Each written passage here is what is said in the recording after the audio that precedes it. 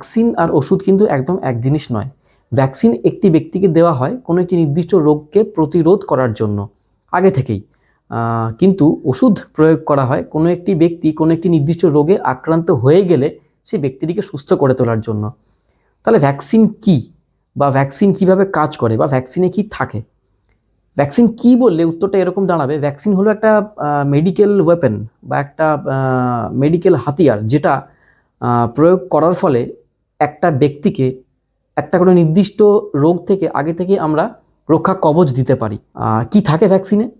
যে নির্দিষ্ট রোগের জন্য আমরা ভ্যাকসিনটা নিচ্ছি সেই নির্দিষ্ট রোগের জীবাণুটিকে আগেই ল্যাবরেটরিতে বিশেষভাবে কালচার করে প্রক্রিয়াজাত করে হয় সেটিকে মেরে ফেলা হয়, অথবা তার কার্যকারী যে ক্ষমতা সেটাকে পুরোপুরি কমিয়ে ফেলা হয়, অথবা সেই জীবাণুটা শরীরের কোনো একটি দেহের অংশকে নিয়ে স্পেশাল মেকানিজমের মাধ্যমে তাকে ভ্যাকসিনে রূপান্তরিত করা হয় এবং ভ্যাকসিন রেডি করা হয় এবং সেটা আমাদের বডিতে দেওয়া হয়। এবার ভ্যাকসিন কাজ করে কি করে? একটা ছোট্ট উদাহরণ দিলে এরকম করে বলা যেতে পারে যে, ধরুন আপনি জানেন যে আপনার বাড়িতে চোর বা ডাকাত এসে লুটমার চালাতে পারে, কিন্তু আপনি যদি আপনার বাড়ির লোকজনকে বা নিজেও যদি আপনি আগে থেকেই ক্যারাটা, মার্শাল আর্ট বা ইত্যাদি শিখে রেডি থাকেন যে চোর ডাকাত এলে আমি এইভাবে লড়াই করব, তাহলে যেদিন সত্যি সত্যি চোর বা ডাকাত আসবে লুটমার চালাতে, সেদিন কিন্তু আপনি তাদেরকে প্রতিহত করতে পারবেন, মোকাবিলা করতে পারবেন। ভ্যাকসিনও একইভাবে কাজ করে।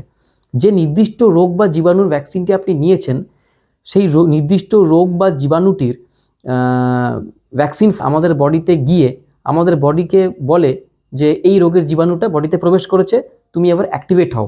আমাদের বডির বিভিন্ন ইমিউনো সেলগুলো তারা অ্যাক্টিভেট হয়, অ্যান্টিবডি তৈরি করে এবং কিছু মেমোরি সেলও তৈরি করে রাখে। এর ফলে আমাদের বডিতে একটা এস্টাবলিশড ইমিউনিটি তৈরি হয়।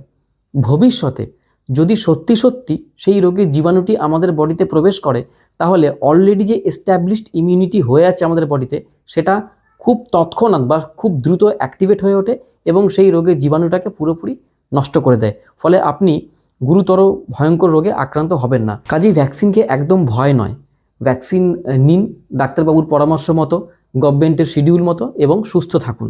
বাচ্চাদের কিন্তু অবশ্যই ভ্যাকসিন দেবেন।